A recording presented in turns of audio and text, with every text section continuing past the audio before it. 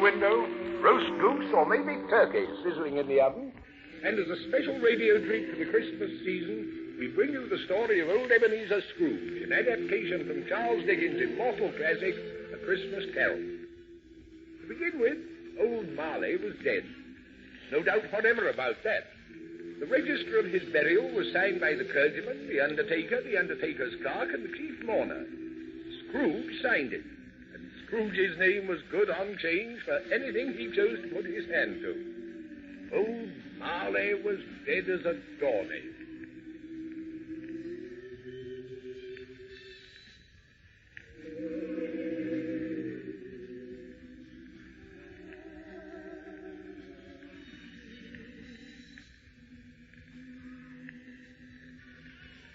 So Scrooge sat in his counting house on a Christmas Eve, casting up his accounts and keeping a good sharp eye on Bob Cratchit, his clerk, who sat in a tiny little inner office just beyond.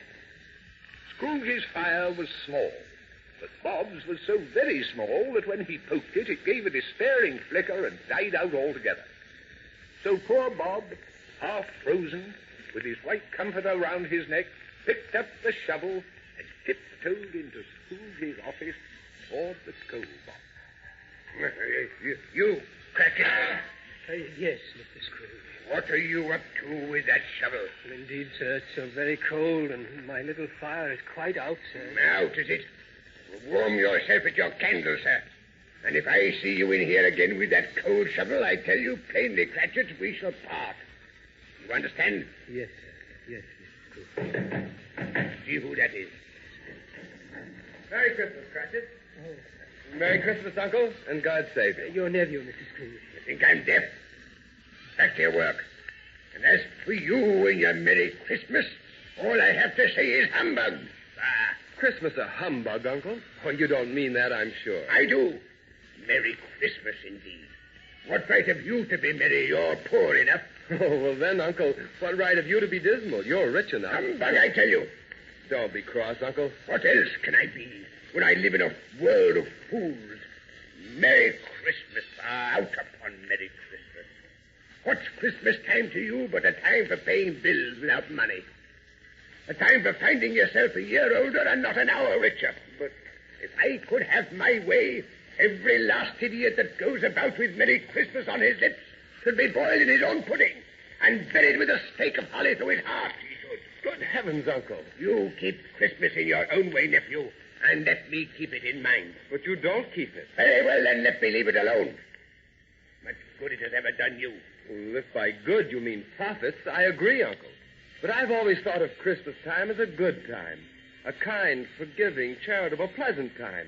The only time in the year when men and women seem to open their hearts freely and think of those below them.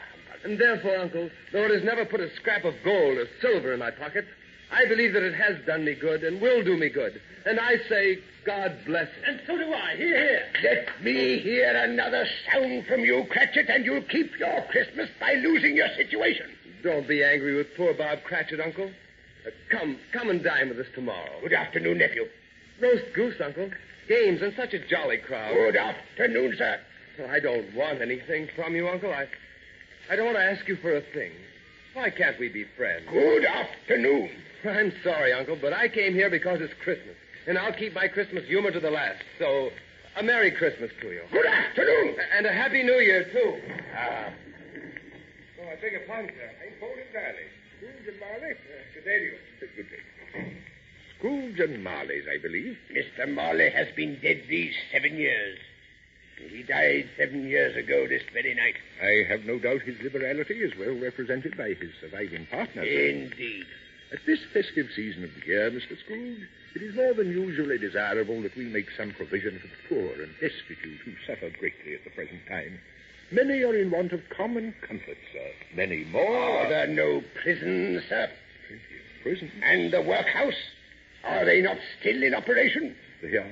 I wish I could say they were not. The treadmill and the poor law are in full vigor. Both very busy, sir. You relieve me, sir.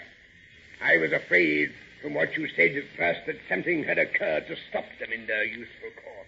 A few of us, sir, are endeavoring to raise a fund to buy the poor some meat and drink and a little warmth. We choose this time because of all others it is a time when want is most keenly felt and abundance most rejoices. What may I put you down for, Mr. Scrooge? Nothing. Ah, you wish to be left anonymous. I wish to be left alone. I don't make merry myself at Christmas, and I can't afford to make idle people merry. I help to support the establishments I have mentioned. They cost enough, and those who are badly off must go there. Many can't, and many would rather die. That's no affair of mine. It's enough for a man to understand his own business and not interfere with other people's. Mine occupies me constantly. Good afternoon, sir. Really, sir? Good afternoon, sir. That's it. The door. Idle, good for nothing. Wonder we're not all murdered in our beds. Meat and drink for the poor, indeed. They'll be wanting clothes next. Well, sir? If you please, sir. It's closing time. You'll want all day tomorrow, I suppose. It's quite convenient. It's not convenient. More than that, it is not fair. If I was to dock you £0.50 for it, you'd think yourself ill-used. Oh, well, sir... And yet you don't think me ill-used when I pay a day's wages for no work. Christmas only comes once a year, sir. A poor excuse for picking a man's pocket every 25th of December. Are the shutters up? Yes, sir. It's past half hour. And the street door locked? I'll throw the catch when I leave. Then be off, be off. Oh. If you must have the whole day tomorrow, you must. But mind you're here all the earlier the next morning. Yes, sir. Good night, sir. And Merry Christmas, Mr. Scrooge. Bah.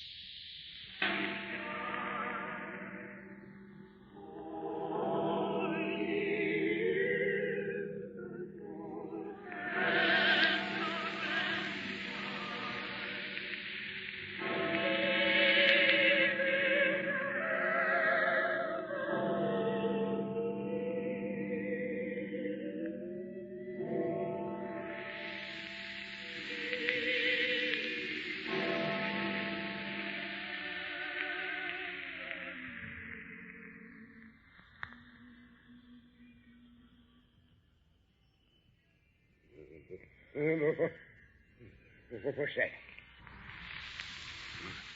It's been midnight.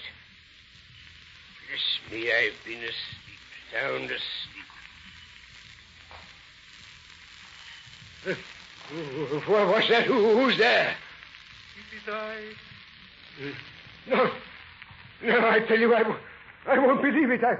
I won't see you. Get away. Well, what do you want with me?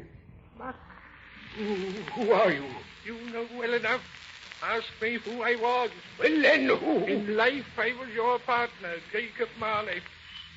Marley's ghost. Why did you come here? It is required of every man that the spirit within him should walk abroad far and wide, doing what good it may. And if the spirit goes not forth in life, it is condemned to do so after death. It is condemned to wander through the world, witnessing what it cannot share, but might have shared on earth and turned to happiness. You're all bound with a heavy chain. Tell me why.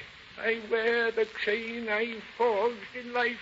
It is a chain of cash boxes and padlocks and strong room bars and purses made of steel. And I forged it myself. link by link and yard by wretched yard.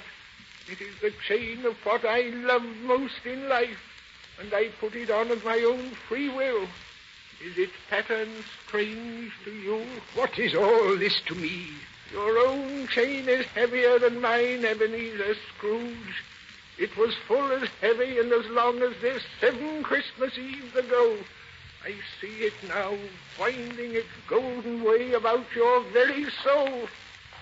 Jacob, old friend, tell me why you come to me tonight. Tell me, Jacob. I cannot tell you what I would. My own spirit never walked beyond our counting house, and what it never saw in life it must see now, and weary journeys lie before me. You were always a good man at business, Jacob. Business? Mankind should have been my business. The common welfare was my business. Charity, mercy, benevolence, all should have been my business. The miserable dealings of my trade were not a drop in the ocean of all that might have been my business. Jacob, you terrify me. Hear me. My time is nearly gone. I have come to warn you, Ebenezer. You have still a chance and a hope of escaping the dreadful fate that is mine. You will be haunted on this Christmas Eve by 3 spirits. Expect the first when the clock strikes 1. Is that the chance and the hope you mention? It is your only hope. Go where they shall take you. Watch what they will show you. Learn all they have to teach. Without their visits, the path I tread, the heavy chain I bear are also yours. Jacob! Farewell, Ebenezer, and remember, when the clock strikes 1.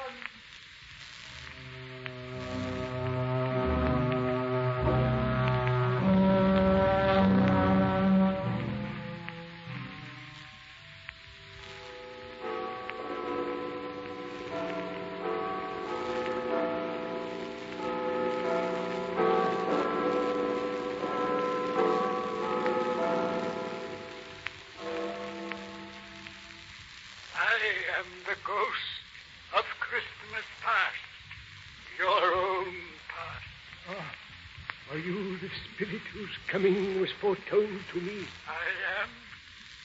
I come to make clear to you the things that were, the joy and the freshness and the light and the love, before they were put out by the dark cloud of the world.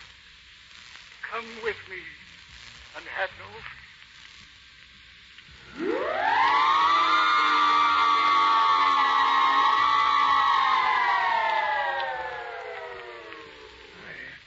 I know this town. I was a boy here, where I went to school. Why, Spirit, it's the very schoolroom. And the boy sitting there at the desk.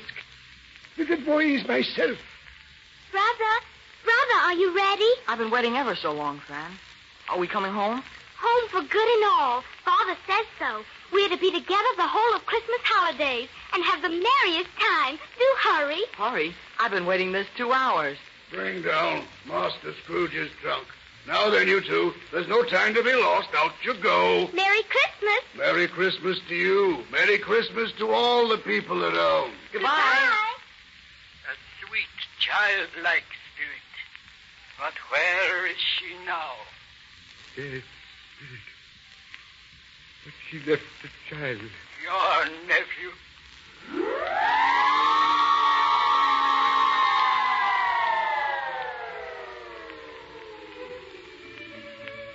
Why, what's this?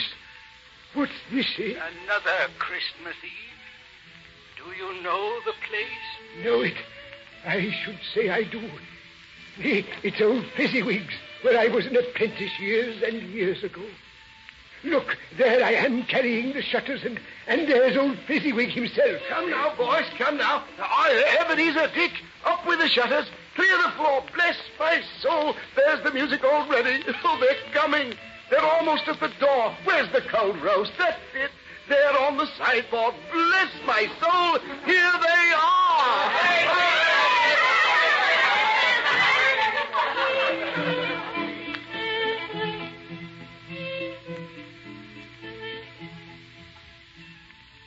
finest master a lad ever had. Finer than the surviving partner of Scrooge and Marley, do you think?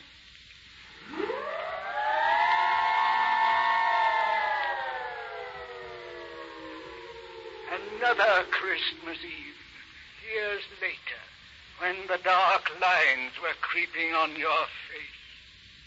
Did you think she would not see? Spirit, take me away. Take me away from this place. I won't stay. I won't. Oh, Alice. Alice. I've decided that our engagement must be broken off. I would gladly think otherwise if I could. But if you were making your choice over again today, can even I believe that you would choose a dowerless girl like myself? You who weigh everything by gain. Alice. No, Ebenezer. You set up an idol of gold in my place.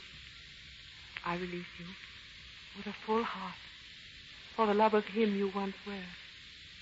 You may, the memory of what is past makes me hope you will, have pain in this. A very, very brief time, and you will dismiss the recollection of it as an unprofitable dream from which it was well you awoke. May you be happy in the life you have chosen.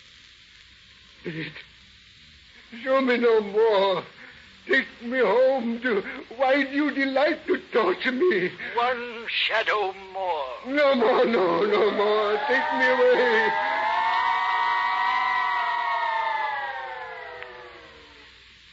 Look, I see another Christmas. The fireside of a family. The mother and her children by the hearth. The father just come in loaded down with gifts. Look. Oh, now this one's for you.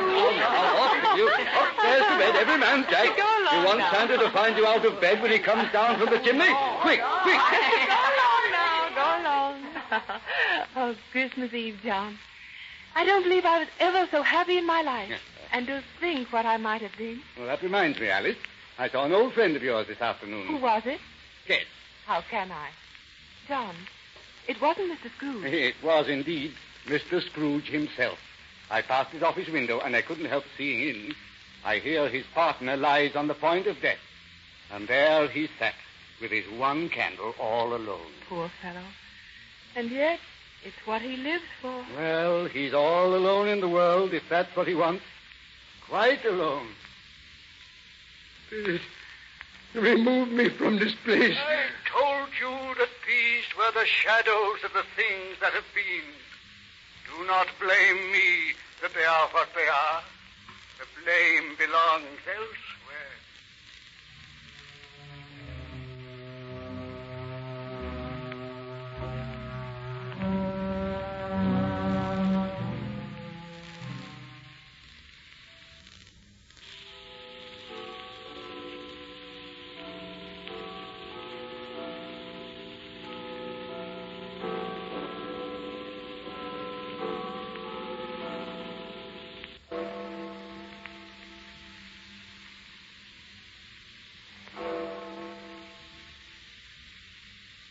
I am the ghost of Christmas present. You've never seen the like of me before. Never, Spirit. You've never walked with the younger members of my family, having my brothers born these later years. I'm afraid I have not. Have you many brothers, Spirit? More than 1,800. One for every year since the first Christmas that ever was. Spirit, conduct me where you will. I have been back over the years of my past life, and I've learned a lesson which is working now. If you have anything more to tell, let me profit by it. Where would you have me take you? Let me go out into the world of men. Let me see happiness and goodness and love. God knows they and I have been strangers over long. I will take you to one of the poorest parts of all London, to a little house in Camden Town, where a clerk and his family are keeping Christmas as best they may. Camden Town? You don't mean that you... Well, my time is short.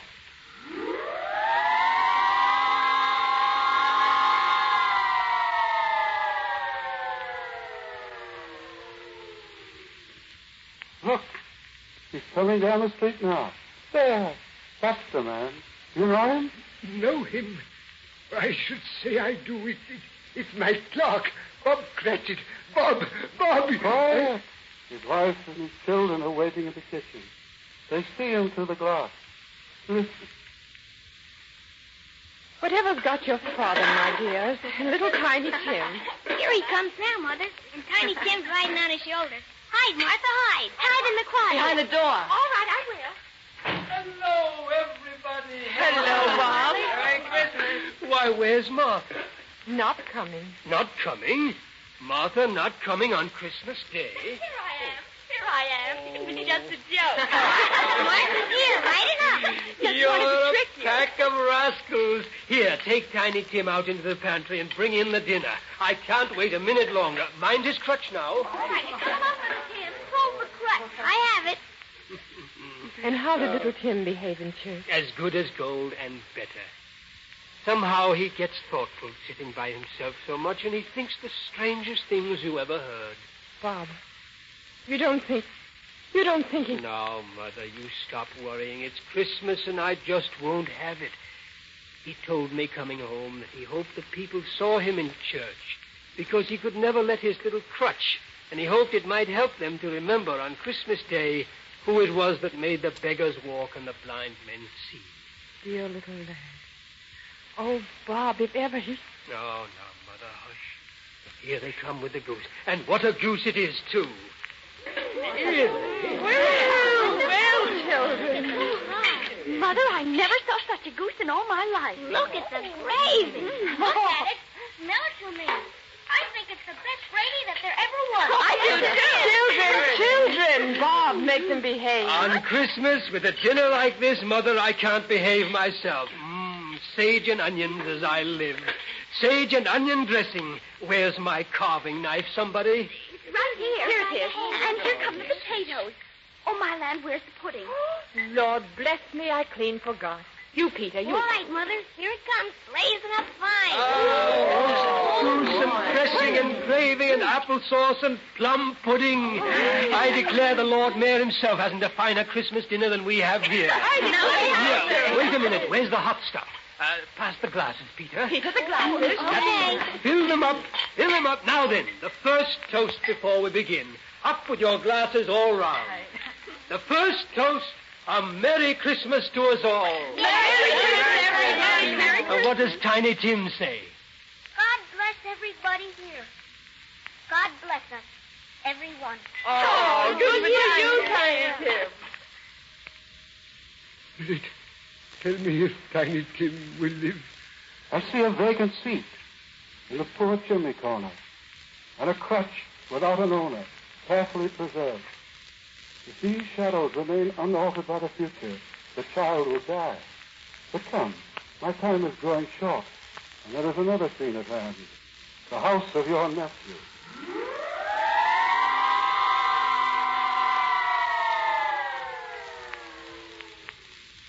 Why, it's my nephew's house. And what a crowd of people, music and games. Spirit, let me look. He invited you to share it, all he had to offer, and you told him no. Listen. Is it a live animal? Yes. A disagreeable animal? Yes. Does it live in a menagerie? No. Is it a bear? Well, no. Oh, Fred, I know What? what it is. Oh, dear. Have you guessed it? What's What is good? it? Come on, Fred. It's your Uncle Scrooge. Then you should have said yes when we asked if it was a bear. You didn't play fair, Fred. Well, I'm sure he's given us our fun, and we'd be very ungrateful if we didn't drink his health. Here's mulled wine ready at hand. And I say, Uncle Scrooge. Uncle Scrooge! A Merry Christmas and a Happy New Year to the old man wherever he is. He wouldn't take it from me, but he may have it nevertheless. Uncle Scrooge. Spirit, what is wrong? Your face is gray and your light is growing dim. My life upon this globe is very short. It ends tonight. Tonight. The time is drawing near. But I am the ghost of Christmas present, and I may not stay. One word before I leave you to your final visitor. Speak. Tell me, Spirit. I have taken you out into the world, and I have let you see how men hold Christmas in their hearts, and how love and charity and goodness work wonders in the poorest house. But there's another side, and you must see that also. Come.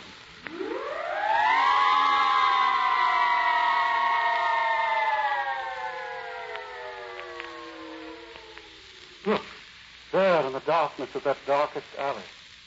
I see a boy and a girl in filth and rags with madness in their eyes and despair in both their shriveled hands. They're the children of the poor, the outcasts of man. This boy is ignorant. This girl is want. Beware them both. But most of all, beware this boy. For on his brow I see that written which is doom, unless the writing be erased. Deny it if you can. Leave them as you have left them too long, and bide the end. Have they nowhere to go? No refuge anywhere? Are there no prisons? Are there no workhouses?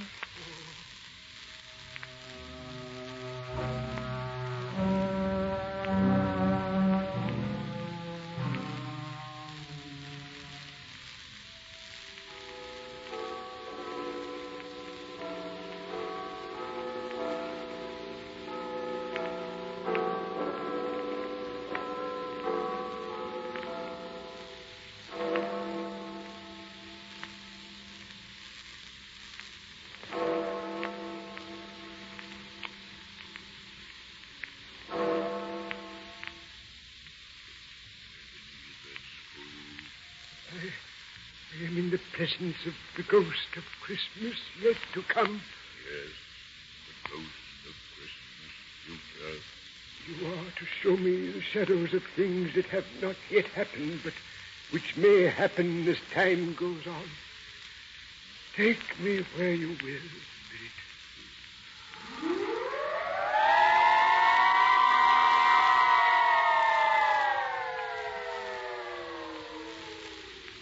Spirit, this is my place of business. These men are the men I see from day to day.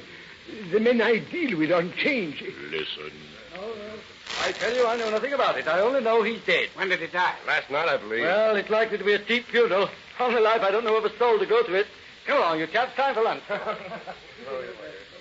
Spirit, what manner of man was that they spoke of? Had he no friends? Friends? Only the women who watched him as he lay in death. That's it. Good. You take the curtains off the bed. He'll never need 'em now. Broadcloth, is it? What would he be wanting with broadcloth and him stiff and cold? I'll take the broadcloth myself and put the calico where the broadcloth was. You mean you'll take it off him? And why not? Look at the brooch in his shirt and the sleeve buttons in his cuffs. There's plenty there for both. Plenty? I should say. I looked in the cupboard, and there was 2 silver teaspoons, as bright as bright. One for you and one for me. Look. And that's the end of it, you see. He frightened everyone away from him when he was alive to profit us when he was dead. Oh, it's rare that it is. Spirit, I see.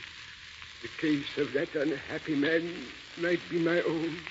My life tends that way now. That way and more. In Camden Town, I see an empty place and darkness in hearts that were light before. Come with me, Ebenezer Scrooge.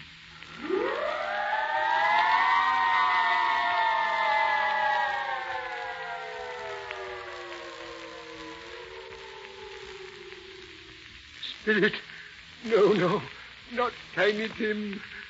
Fire is low on the hearth, and the mother and her children are waiting once more for the father to come home.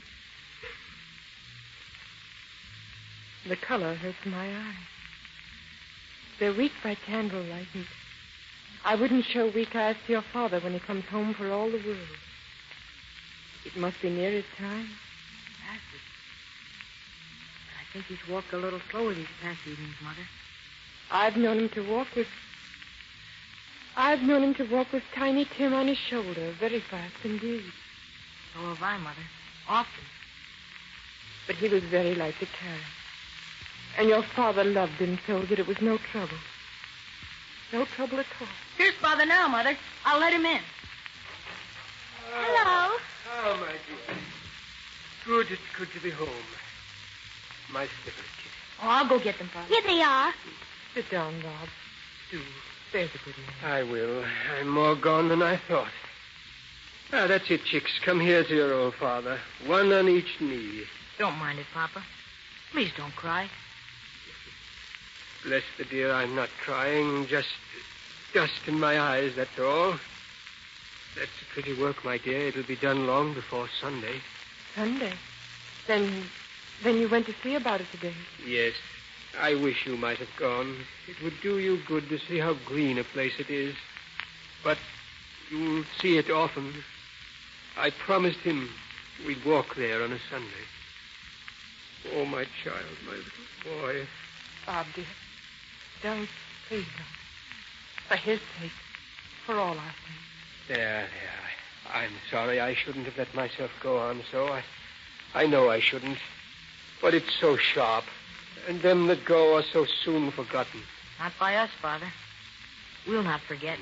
No, boy, that we won't, will we? We'll not forget Tiny Tim, shall we?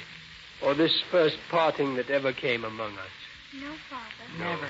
No, and I know, my dears, that when we recollect how gentle and patient he was, and only a little child, too, we'll not easily quarrel among ourselves and forget poor Tiny Tim in doing it. We'll not, will we? No, Father. No. Well, then, I'm happy. Very, very happy.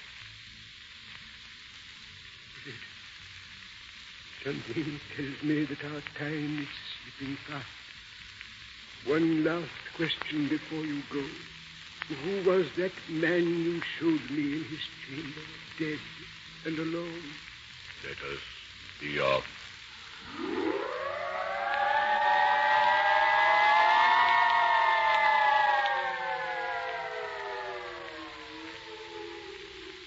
I see a lonely grave in some far corner of the churchyard, covered with weeds, where feet of living men can hardly go. There is a name upon the stone. Spirit, before I look, answer me one question more. Are these things the shadows of things that will be, or of things that may be only? Men's courses foreshadow certain ends, to which, if persevering, they must lead. If the courses be departed from, the ends will change. Spirit, I am not the man I was. I will be the man I might have been. It is not too late. It cannot be too late. Why do you bring me here if there is no hope? Tell me I may change these shadows by an altered life. Look down and see what name is written on the stone. No, Spirit, no, I will honor Christmas in my heart and keep it all the year. I will live in the past, the present, and the future. The name that is written is your name. No, I tell you, no. I love it out. I wash it away. It's not mine. Not mine, do you hear? It will change from this night on. Spirit! Spirit!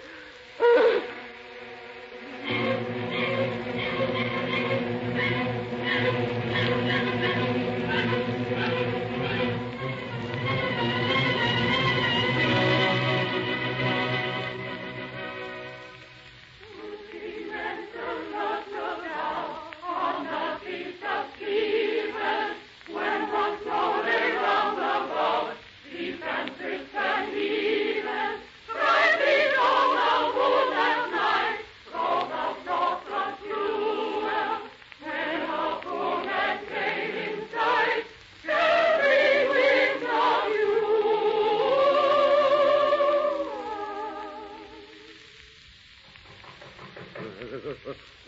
What's that? What's that? Bless me, I fell asleep.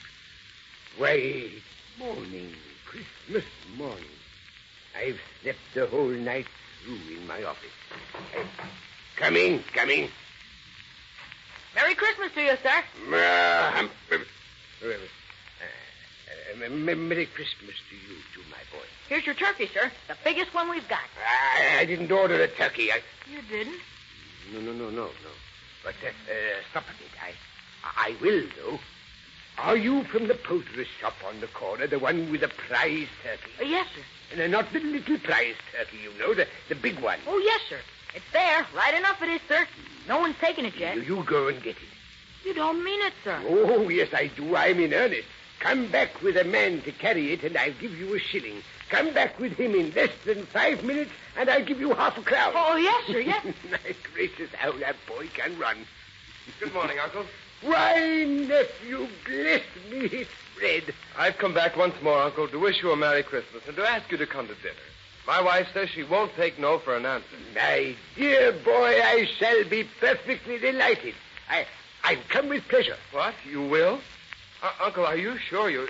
No offense, you know, sir, but are you sure you're well? Oh, yes, indeed. Better than I've ever been in my life. And do you know what I've just done? I've ordered a turkey for Cratchit. What? He shan't guess who sent it. It will be the death of me. It's immense, Fred. Twice the size of Tiny Tim. Sending it to Bob. What a joke that will be. Good heavens, Uncle, you're not well. Really, you aren't. I've never seen you like this. It's a fever. Back into bed while I fetch a surgeon. Quick, Uncle. Stuff and nonsense. But I tell you who you can fetch. Get me the gentleman who came in here yesterday asking me for funds. Tell him to come here now and he won't regret it. But stop. Wait. Here's the best joke of all. Well, what is it? Do you know what I'm going to do tomorrow? I'm going to get here to the office before Bob Cratchit if it's the last act of my life. I'll be sitting here at my desk, you know, like this. And he comes in the door like this. You, Cratchit? Yes, sir. Yes. You're late. What do you mean by coming in this time of the day? Indeed, sir. It's only just past the hour. It's only once a year, sir. It shan't be repeated upon my honor. I was making rather merry yesterday, sir. Now, I tell you what, my friend. I'm not going to stand this sort of thing any longer. And therefore... Mr. Scrooge, please, sir. Therefore, I say, I am about to raise your salary. Mr. Scrooge. Merry Christmas, Bob. Merrier Christmas than I've given you in many a year. I'll raise your salary and take care of Tiny Tim. And more than that, we'll discuss your affairs this very afternoon over a smoking hot bowl of punch. Make up the fire and buy another scuttle of coal before you dot another I, Bob Cratchit. Mr. Scrooge, I hardly know what to say. You don't? Well, I do. And so does that fine little youngster of yours at home, Tiny Tim. He'll know what to say, Bob. God bless us all. God bless us, everyone.